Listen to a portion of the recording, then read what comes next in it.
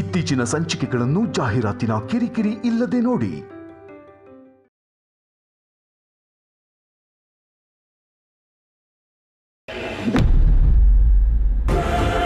ನಿನ್ನ ಅರಸನ ಕೋಟೆಯ ಅಖಿಲಾಂಡೇಶ್ವರಿ ಅವರ ಸೊಸೆ ಅಂದ್ರೆ ಹೀಗೂ ಇರ್ತಾಳೆ ಅಂತ ನಾನು ಸಣ್ಣ ಕಲ್ಪನೆ ಮಾಡ್ಕೊಂಡಿರ್ಲಿಲ್ಲ.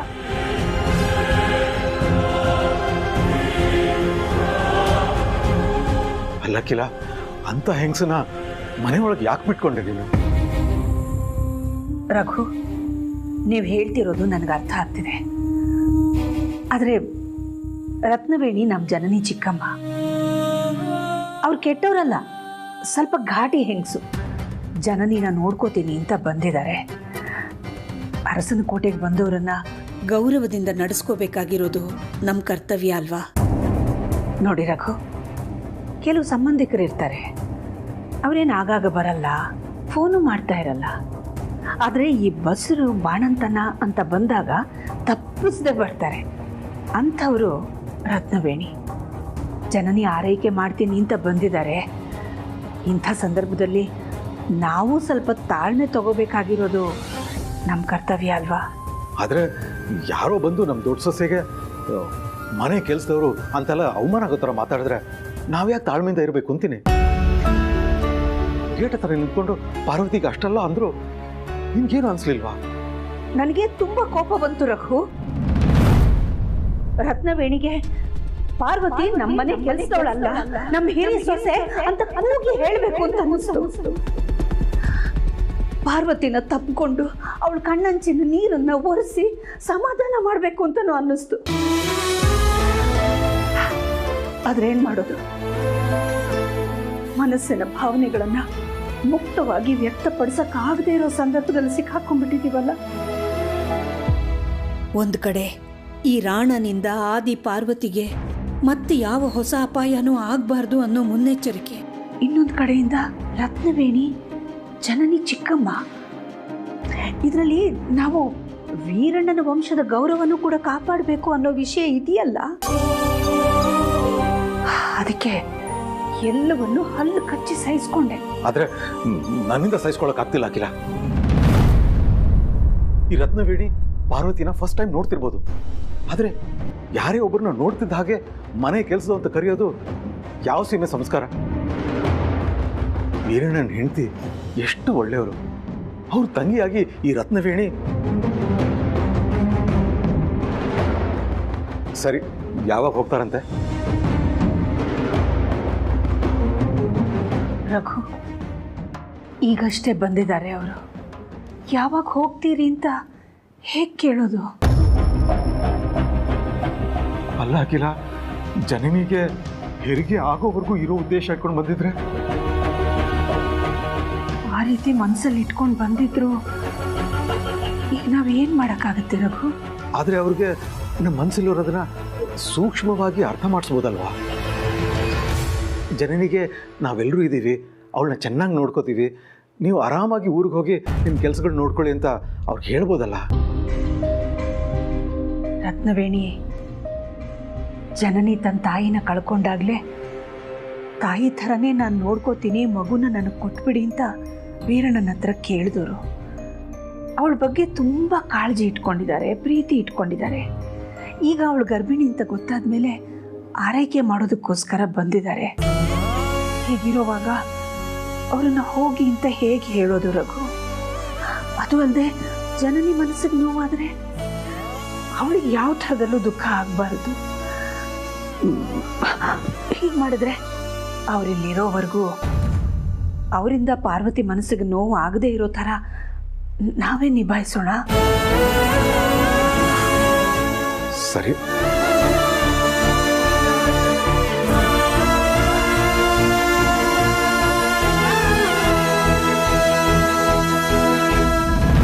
ನೀನು ತುಂಬ ಒಳ್ಳೆ ಮಗಳು. ಇಷ್ಟು ವರ್ಷ ನೀನಾಯಿತು, ನಿನ್ನ ಕೆಲಸ ಆಯಿತು ಅಂತ ಇದ್ದೋಳು. ನೀನು ಮುಂದೇನೂ ಹಾಗೆ ಇದ್ಬಿಡು ಮಗಳೇ. ಯಾರ ತಂಟೆಗೂ ಹೋಗ್ಬೇಡ. ಅಲ್ಲೂ ರತ್ನವೇಣಿ ಅಂತವ್ರ ತಂಟೆಗಂತೂ ಹೋಗಲೇಬೇಡ. ರತ್ನವೇಣಿಯವರು ಅರಸನಕೋಟೆ ಬೀಗರು, ಜನನಿಯವರು ಚಿಕ್ಕಮ್ಮ. ಅವರಿಂದಲೇ ತಪ್ಪಾಗಿರಲಿ, ಆದರೆ ನಾವು ಅವ್ರಿಗೆ ಒಂದು ಕ್ಷಣನೂ ಬೇಸರ ಆಗದಿರೋ ಥರ ನೋಡ್ಕೋಬೇಕು. ಆಸ್ತಿಲಿ ಭಾಗ ಕೇಳಿದ್ರಿ, ಮನೆಯಿಂದ ಹೊರಗೆ ಬಂದ್ರಿ. ಆವತ್ತಿಂದಲೂ ನಿಮ್ಮ ಅಖಿಲಮ್ಮನ ಸಂಬಂಧ ಕೆಡೋಂಥ ಸಂದರ್ಭಗಳೇ ಬರ್ತಿದೆ ಹೊರತು ಸರಿ ಹೋಗ್ತಿಲ್ಲ. ಇನ್ನು ಮುಂದಾದರೂ ಅಂಥ ಸಂದರ್ಭಗಳನ್ನ ನಾವು ಬರಮಾಡ್ಕೋಬಾರ್ದಲ್ವಾ? ಅಖಿಲಮ್ಮಂಗೆ ನಿಮ್ಮ ಬಗ್ಗೆ ಒಳ್ಳೆ ಅಭಿಪ್ರಾಯ ಬರಲಿ, ಆದಷ್ಟು ಬೇಗ ನಿಮ್ಮನ್ನು ವಾಪಸ್ ಕರೀಲಿ ಅಂತ ಕಾಯ್ತಾ ಇದ್ದೀವಿ. ಅಂಥದ್ರಲ್ಲಿ ಹೀಗೆಲ್ಲ ಆದರೆ ಅವ್ರಿಗೆ ನಿಮ್ಮ ಮೇಲೆ ಇನ್ನಷ್ಟು ಕೆಟ್ಟ ಅಭಿಪ್ರಾಯ ಬರುತ್ತಲ್ವಾ? ಸಾರ್ಥಿ, ನಿಮ್ಮ ಮಗಳು ತುಂಬಾ ಜಾಣೆ. ಇಷ್ಟೆಲ್ಲ ಹೇಳೋ ಅಗತ್ಯ ಇಲ್ಲ ಅವಳಿಗೆ. ಹಾಗೆ ಜನನಿಯವ್ರ ಚಿಕ್ಕಮ್ಮ ಪಾರ್ವತಿ ಜಗಳಕ್ಕೆ ನೀವು ಸ್ವಲ್ಪ ಜಾಸ್ತಿನೇ ರಿಯಾಕ್ಟ್ ಮಾಡ್ತಾ ಇದ್ದಾರೆ ಅಂತ ಅನಿಸುತ್ತೆ. ಸೊ ಹಾಗಲ್ಲ ದೊಡ್ಡ ಯಜಮಾನ್ರೆ, ನಾವು ಬಡವರು ಅನುಸರಿಸ್ಕೊಂಡು ಹೋಗಬೇಕಾದಂಥ ಜಾಗದಲ್ಲಿದ್ದೀವಲ್ವಾ? ಅದಕ್ಕಿಂತ ಹೆಚ್ಚಾಗಿ ಈ ಬಡವನ ಮಗಳು ಅರಸನಕೋಟೆ ದೊಡ್ಡ ಸೊಸೆ ಆಗಿರೋದು. ಅರಸನಕೋಟೆ ದೊಡ್ಡ ಸೊಸೆ ಅನ್ನೋ ಸ್ಥಾನ ಸುಲಭದ್ದಲ್ಲ ಮಗಳೇ. ತಾಳ್ಮೆ ಬೇಡುತ್ತೆ, ತ್ಯಾಗ ಕೇಳುತ್ತೆ, ಸಂದರ್ಭಕ್ಕೆ ತಕ್ಕನಾಗಿ ಎಲ್ಲದಕ್ಕೂ ಹೊಂದ್ಕೊಂಡು ಹೋಗುವಂಥ ಸಿದ್ಧತೆ ಬೇಕು. ಅಪ್ಪನ ಆತಂಕ ನಿನಗೆ ಅರ್ಥ ಆಗಿತ್ತಲ್ವಾ ಮಗಳೇ? ನೀನೇನು ಯೋಚನೆ ಮಾಡಬೇಡಪ್ಪ. ಬಂದಿರೋದು ಜನನಿ ಚಿಕ್ಕಮ್ಮ. ಮೊದಲನೇ ಭೇಟಿಲೇ ಅವ್ರ ಮೇಲೆ ನನಗೆ ಸ್ವಲ್ಪ ಬೇಜಾರಾಗಿರ್ಬೋದು. ಆದರೆ ಅವ್ರು ಬಂದಿರೋದು ಜನನಿಗೆ ತುಂಬ ಖುಷಿ ಕೊಟ್ಟಿದೆ. ಜನನಿ ಖುಷಿಗೋಸ್ಕರ ಅವರಿಂದ ಮತ್ತೆ ನನಗೆ ಬೇಜಾರಾದರೂ ನಾನು ಅದನ್ನು ಸಹಿಸ್ಕೋತೀನಿ. ಅತ್ಯಮ್ಮನ ಜೊತೆಗೆ ನಮ್ಮ ಬಾಂಧವ್ಯ ಇನ್ನಷ್ಟು ಹಾಳಾಗದೇ ಇರೋ ಥರ ಕಾಳಜಿ ವಹಿಸ್ತೀನಿ. ಇದು ನನ್ನ ಮಗಳು.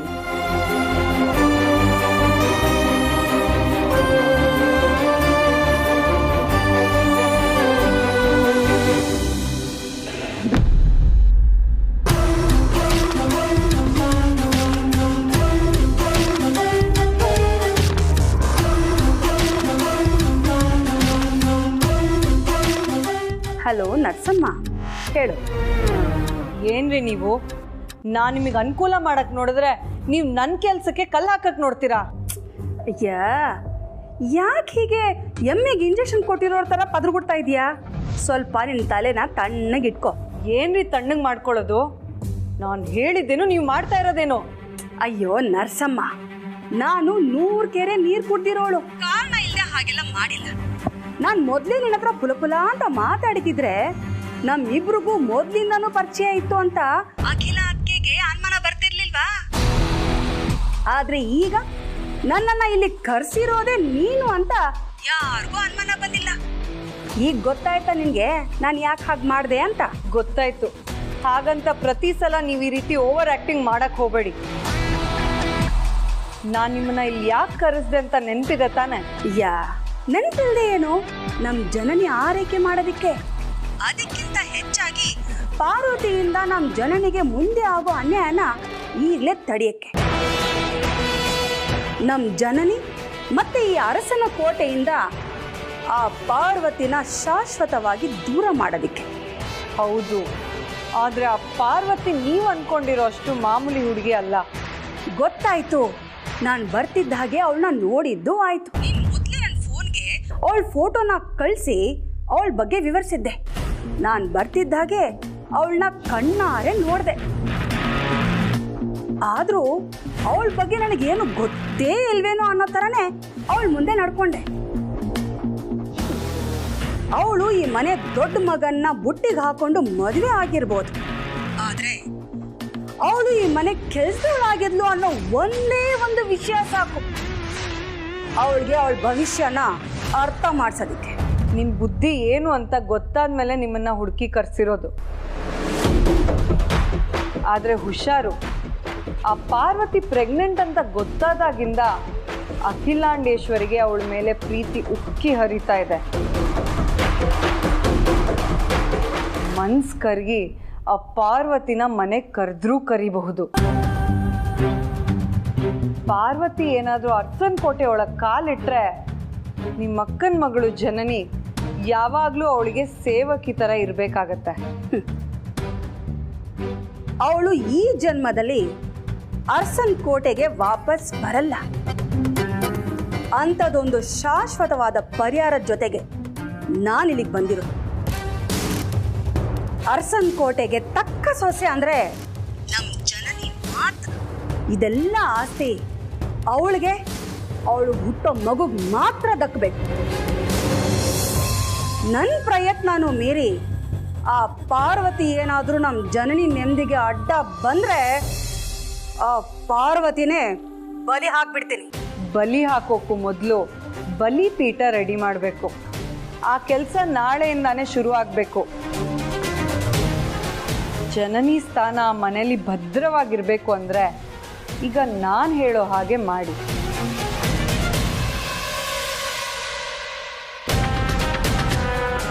ಅರ್ಥ ಆಯ್ತಾ? ಸರಿ ನರಸಮ್ಮ.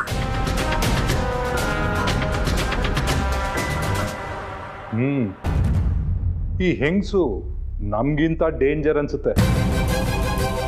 ನಾವು ನಮ್ಮ ಗುರಿ ತಲುಪೋದಕ್ಕೆ ಒಳ್ಳೆ ಹ್ಯಾಂಡು, ಆದರೂ ಯಾವುದಕ್ಕೂ ನಾವು ಹುಷಾರಾಗಿರ್ಬೇಕು ಅನುಷ್ಕಾ.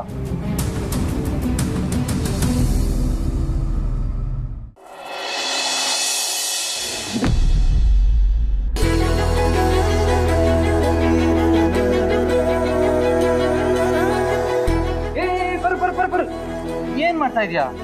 ಹಲೋ ಪಾರು, ಯಾರಾದ್ರೂ ಈ ಟೈಮಲ್ಲಿ ಎದ್ದು ಕೂತು ಕೆಲಸ ಮಾಡ್ತಾರಾ? ಮತ್ತೆ ದಿನ ಬೆಳಗಾದ್ರೆ ಮನೆ ಮುಂದೆ ರಂಗೋಲಿ ಯಾರು ಹಾಕ್ತಾರೆ? ನೀವಾ? ಓ, ನನ್ನ ಕೈಲಿ ರಂಗೋಲಿ ಹಾಕಕ್ ಆಗಲ್ಲ ಅಂತ ಅನ್ಕೊಂಡು ಧೈರ್ಯವಾಗಿ ಓಪನ್ ಚಾಲೆಂಜ್ ಆಗ್ತಾ ಇದೆಯಾ? ಇವತ್ತಿಂದ ನಾನೇ ಮನೆ ಮುಂದೆ ರಂಗೋಲಿ ಹಾಕ್ತೀನಿ. ಏನಿವಾಗ? ಬೇಡ ಯಜಮಾನ್ರೆ, ರಂಗೋಲಿ ಹಾಕೋದನ್ನ ತುಂಬಾ ಹಗುರವಾಗಿ ತಗೋಬೇಡಿ. ನೀನು ನನ್ನ ಅಷ್ಟೊಂದು ಈಸಿಯಾಗಿ ತಗೋಬೇಡ ಪಾರು. ಹೌದಾ? ಹಾಗಾದ್ರೆ ಇವತ್ತಿಂದಾನೇ ಶುರು ಹಚ್ಕೊಳ್ಳಿ. ರಂಗೋಲಿ ಹಾಕಿ ನಾನು ನೋಡ್ತೀನಿ. ಹೌದಾ? ನೋಡು.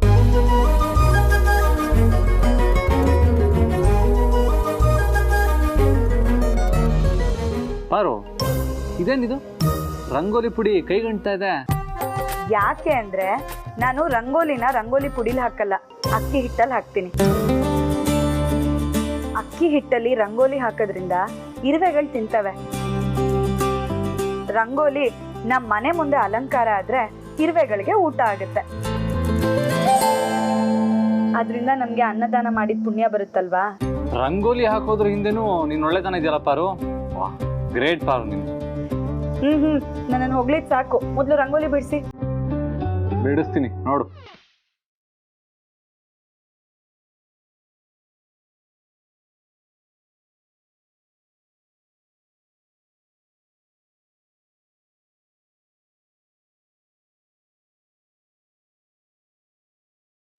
ಅಯ್ಯೋ ದೊಡ್ಡ ಯಜಮಾನ್ರೆ, ಇದೇನು ಮಾಡ್ತಿದ್ದೀರಿ ನೀವು? ಸರ್ತಿ, ನಿಮ್ಮ ಮಗಳು ನನಗೆ ರಂಗೋಲಿ ಬಿಡ್ಸಕ್ ಬರಲ್ಲ ಅಂತ ಚಾಲೆಂಜ್ ಹಾಕಿದ್ದಾಳೆ. ಅದಕ್ಕೆ ರಂಗೋಲಿ ಬಿಡಿಸಿ ಅವ್ರಿಗೆ ತೋರಿಸ್ತಾ ಇದ್ದೀನಿ. ಹೌದಾ? ಬಿಡಿಸಿ ಹೇಳಿ. ನೋಡೋ ಗಣಿ, ನಿಮ್ ಬಾವ ರಂಗೋಲಿ ಬಿಡಿಸ್ತಾ ಇದಾರೆ.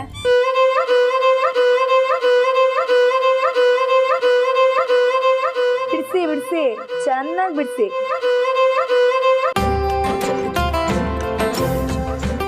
ಏಯ್ ಪಾರು, ನಮ್ಮ ದೊಡ್ಡ ಯಜಮಾನ್ರು ನೋಡಿ ನಗ್ತೀಯಾ? ಅವ್ರು ಸ್ಕೂಲಲ್ಲಿದ್ದಾಗ ಯಾವ ಆಟದಲ್ಲೂ ನಾನು ಸೋಲಕ್ಕೆ ಬಿಟ್ಟಿಲ್ಲ, ಅಂಥದ್ರಲ್ಲಿ ಈಗ ಬಿಟ್ಬಿಡ್ತೀನಾ? ದೊಡ್ಡ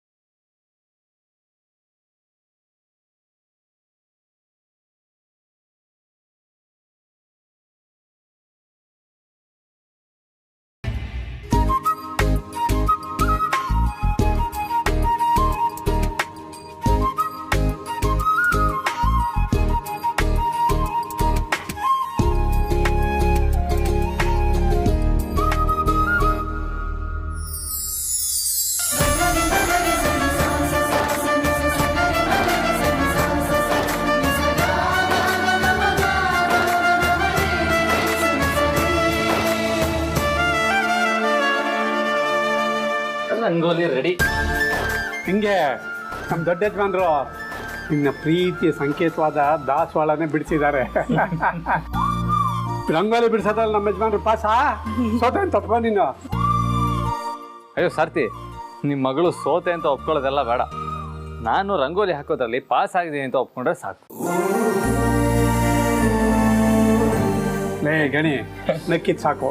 ಕಾಲೇಜ್ ಗೊತ್ತಾಗ್ಲಿಲ್ವಾ? ನಡಿ ರೆಡಿ ಆಗು. ಹುಷಾರು.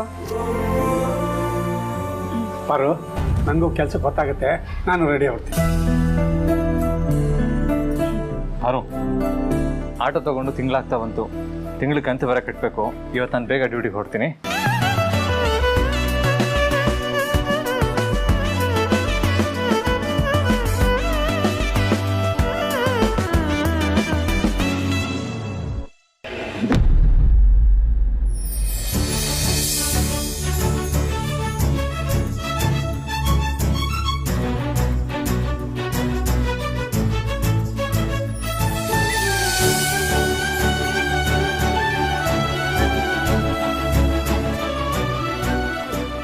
ಜನನಿ, ಏನಮ್ಮ ಮಾಡ್ತಾ ಇದೀಯ ನೀನು? ನೀವು ಊರಿಂದ ತಂದಿರೋ ಹಣ್ಣು, ತಿಂಡಿಗಳು, ಉಪ್ಪಿನಕಾಯಿ ಎಲ್ಲದನ್ನು 2 ಭಾಗ ಮಾಡ್ತಾ ಇದ್ದೀನಿ. ಅದೆಲ್ಲ ನನಗೆ ಕಾಣಿಸ್ತಾ ಇದೆ. ಆದ್ರೆ ಯಾಕಮ್ಮ 2 ಭಾಗ? 1 ಭಾಗ ನನಗ, ಮತ್ತೊಂದು ಭಾಗ ನಮ್ಮ ಪಾರ್ವತಿ ಅಕ್ಕಂಗೆ. ಜನನಿ, ನಾನು ಇದನ್ನೆಲ್ಲ ತಂದಿದ್ದು ನಿನ್ಗೋಸ್ಕರ ಕಣಮ್ಮ. ಆದರೆ ಈ ಮನೆ ಹಿರಿ ಸೊಸೆ ನಮ್ಮ ಪಾರ್ವತಿ ಅಕ್ಕ. ಅಪ್ಪನೂ ಅಷ್ಟೇ ಪಾರ್ವತಿ ಅಕ್ಕನ ಹಿರಿ ಮಗಳು ಥರ ಕಾಣ್ತಾರೆ. ನಿಮ್ಮ ಬದಲು ಅಪ್ಪ ಏನಾದರೂ ಊರಿಂದ ಇದನ್ನೆಲ್ಲ ತಂದಿದ್ದಿದ್ರೆ ಮೊದಲು ಪಾರ್ವತಿ ಅಕ್ಕಂಗೆ ಕೊಡಬೇಕು ಅಂತ ಇದನ್ನೆಲ್ಲ ತಗೊಂಡು ಅಲ್ಲಿಗೆ ಹೋಗಿರೋರು. ಅಂತ ಅಪ್ಪನ ಮಗಳಾಗಿ ನಾನು ಅವ್ರ ದಾರಿಲೇ ನಡಿಬೇಕಲ್ವ ಚಿಕ್ಕಮ್ಮ. ಪಾರ್ವತಿ ಅಕ್ಕನೂ ಬಸ್ರಿ. ನನ್ನ ಕಷ್ಟದಲ್ಲಿ ಅವ್ರು ಯಾವಾಗಲೂ ಭಾಗಿಯಾಗಿರ್ತಾರೆ. ಅಂಥದ್ರಲ್ಲಿ ನನ್ನ ಸುಖದಲ್ಲಿ ಅವ್ರನ್ನ ಭಾಗಿ ಮಾಡ್ಕೊಳ್ಳಿಲ್ಲ ಅಂದರೆ ನಾನು ಸ್ವಾರ್ಥಿ ಆಗ್ಬಿಡಲ್ವ ಚಿಕ್ಕಮ್ಮ. ಚಿಕ್ಕಮ್ಮ, ನೀವು ಇದನ್ನೆಲ್ಲ ನನಗೋಸ್ಕರ ಎಷ್ಟು ಕಷ್ಟಪಟ್ಟು ಇಷ್ಟಪಟ್ಟು ತಂದಿದ್ದೀರಾ ಅಂತ ನನಗೆ ಚೆನ್ನಾಗಿ ಗೊತ್ತು. ಆದರೆ ಇದನ್ನೆಲ್ಲ ನಾನು ಒಬ್ಬಳೇ ತಿನ್ನೋದಕ್ಕೆ ಆಗಲ್ಲ ಅಲ್ವಾ? ಪಾರ್ವತಿ ಅಕ್ಕನ ಜೊತೆ ಹಂಚ್ಕೊಂಡು ತಿಂದರೆ ನನಗೂ ತುಂಬ ಖುಷಿ ಆಗುತ್ತೆ. ಪ್ಲೀಸ್ ಚಿಕ್ಕಮ್ಮ.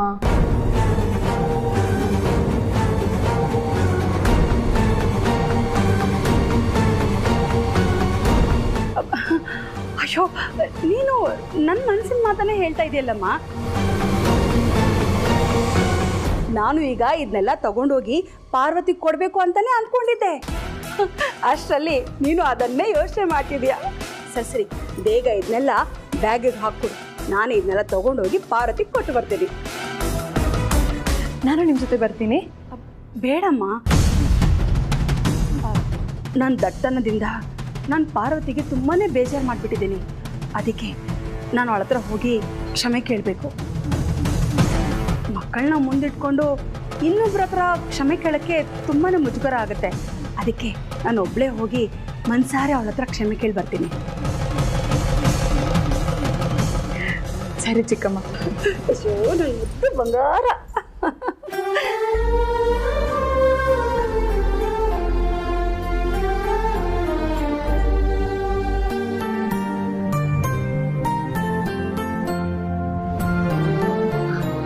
ರತ್ನವೇಣಿ ಬಗ್ಗೆ ಎಷ್ಟೊಂದು ಆತಂಕ ಪಟ್ಕೊಂಡಿದ್ರಿ. ಈಗ ಸ್ವಲ್ಪ ಸಮಾಧಾನ ಆಯ್ತಲ್ಲ ರಘು? ಹಾಕಿಲ್ಲ, ಪರವಾಗಿಲ್ಲ. ಒಳ್ಳೆ ಹೆಂಗಸೆ. ಇಲ್ಲೇ ಹೋಗಿದ್ರೆ ಮಾಡಿ ತಪ್ಪನ್ನ ಅರ್ಥ ಮಾಡಿಕೊಂಡು ಪಾರ್ವತಿ ಹತ್ರ ಹೋಗಿ ಕ್ಷಮೆ ಕೇಳ್ತೀನಿ ಅನ್ನೋ ಮಾತು ಬರ್ತಿರ್ಲಿಲ್ಲ. ಹಾಗಾದ್ರೆ ಇನ್ನು ಮುಂದೆ ರತ್ನವೇಣಿಯಿಂದ ನಮ್ಮ ಹಿರಿಯ ಸೊಸೆ ಪಾರ್ವತಿ ಮನಸ್ಸಿಗೆ ಯಾವ ಥರದ ನೋವು, ಅವಳಿಗೆ ಯಾವ ಥರದ ಅವಮಾನನೂ ಆಗಲ್ಲ ಅಂತ ನಂಬಬಹುದು ಅಲ್ವಾ? ಹಾ, ಖಂಡಿತ.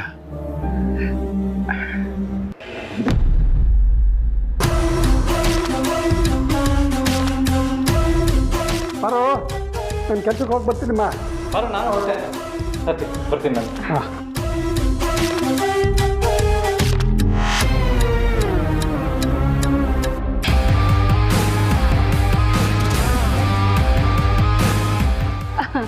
ನೀನು ನಮ್ಮ ಅಖಿಲ ಅದಕ್ಕೆ ದೊಡ್ಡ ಮಗ ಆದಿತ್ಯ ತಾನೆ? ಜನನಿಯವ್ರ ಚಿಕ್ಕಮ್ಮ. ನಮಸ್ಕಾರ. ಒಳ್ಳೇದಾಗ್ಲಪ್ಪ. ನಾನು ಬರ್ತಿದ್ದ ಹಾಗೆ ನಮ್ಮ ಜನನಿ ಅರ್ಧನ್ ಕೋಟೆಲಿರೋ ಎಲ್ರ ಫೋಟೋನು ತೋರಿಸಿದ್ಲು. ನನಗೆ ಎಲ್ರ ಪರಿಚಯನೂ ಚೆನ್ನಾಗೇ ಇದೆ. ಇಷ್ಟು ಉದ್ದ ಇದ್ದಾಗ ನೋಡಿದ್ದೆ, ಈಗ ಎಷ್ಟು ಎತ್ತರಕ್ಕೆ ಬೆಳೆದ್ಬಿಟ್ಟಿದ್ಯಾ, ಬಿಸ್ನೆಸ್ ಅಲ್ಲೂ ತುಂಬಾ ಎತ್ತರಕ್ಕೆ ಬೆಳೆದಿದ್ಯಾ ಅಂತ ಕೇಳ್ಪಟ್ಟೆ. ಆದರೆ ಈಗ ಈ ಮನೆಯಲ್ಲಿ ಇಂಥ ಒಂದು ಪರಿಸ್ಥಿತಿಯಲ್ಲಿ ಇರೋದನ್ನು ನೋಡಿ ಮನಸ್ಸಿಗೆ ತುಂಬ ಕಷ್ಟ ಆಗತ್ತಪ್ಪ. ನಾನಿಲ್ಲಿ ತುಂಬ ಸಂತೋಷವಾಗಿದ್ದೀನಿ. ಆದರೂ ಹೆತ್ತೋರ್ ಜೊತೆಗಿಲ್ವಲ್ಲ ಅನ್ನೋ ಒಂದು ನೋವು ಇದ್ದೇ ಇರತ್ತಲ್ಲಪ್ಪ. ಅಪ್ಪ ಅಮ್ಮ ಜೊತೆಗಿಲ್ಲ ಅನ್ನೋ ನೋವು ಖಂಡಿತ ಇದೆ, ಆದರೆ ಕಣ್ಮುಂದೆ ಇದ್ದಾರೆ ಅನ್ನೋ ನೆಮ್ಮದಿನೂ ಇದೆ. ಇವರು ನಮ್ಮ ಮಾವ ಹನುಮಂತು ಅಂತ.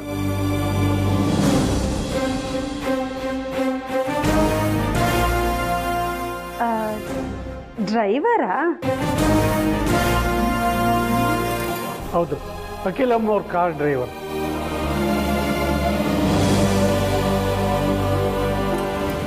ತುಂಬ ಸಂತೋಷ ಆಯಿತು ನಿಮ್ಮನ್ನು ನೋಡಿ. ದಯವಿಟ್ಟು ಕ್ಷಮಿಸ್ಬಿಡಿ. ನಿನ್ನೆ ನನಗೆ ನೀವು ಜನನಿಯವ್ರ ಚಿಕ್ಕಮ್ಮ ಅನ್ನೋ ವಿಷಯ ಗೊತ್ತಿರಲಿಲ್ಲ. ಗೊತ್ತಾಗಿದ್ದಿದ್ರೆ ಹಾಗೆ ಮಾತಾಡ್ತಾ ಇರಲಿಲ್ಲ ಅಲ್ವಾ? ನೀವು ಯಾರು ಅಂತ ಹೇಳ್ದಿದ್ದಕ್ಕೆ ಅಲ್ವಾ ಅಷ್ಟು ಮಾತಿಗೆ ಮಾತು ಬೆಳೆದಿದ್ದು. ಆದರೂ ನನ್ನ ನಡವಳಿಕೆಯಿಂದ ನಿಮ್ಮ ಮನಸ್ಸಿಗೆ ನೋವಾಗಿದ್ರೆ ದಯವಿಟ್ಟು ನನಗೆ ಕ್ಷಮಿಸ್ಬಿಡಿ. ಪರವಾಗಿಲ್ಲಮ್ಮ, ನಾನು ನಿಮ್ಮ ಮದುವೆಗೆ ಬಂದಿರಲಿಲ್ವಲ್ಲ, ಅದಕ್ಕೆ ನನಗೆ ನೀನು ಆದಿತ್ಯನ ಹೆಂಡತಿ ಅಂತ ಗೊತ್ತಾಗಿಲ್ಲ. ಅಯ್ಯೋ, ನೀವೆಲ್ಲರೂ ಕೆಲಸ ಕೊಟ್ಟಿದ್ರಿ ಅನ್ಸುತ್ತೆ, ಹೊತ್ತಾಗಿರ್ಬೇಕು. ನೀವು ಹೊರಡಿ. ನಾನು ಪಾರ್ವತಿನ ನೋಡೋಕ್ಕೆ ಅಂತಾನೆ ಬಂದೆ. ನಾನು ಪಾರ್ವತಿ ಜೊತೆಗಿದ್ದು ಅವಳ ಜೊತೆ ಮಾತಾಡ್ಕೊಂಡು ಆಮೇಲೆ ಹೊರಡ್ತೀನಿ. ಸರಿ, ಬರ್ತೀವಿ ಪಾರ್ವತಿ. ಬರ್ತೀನಿ.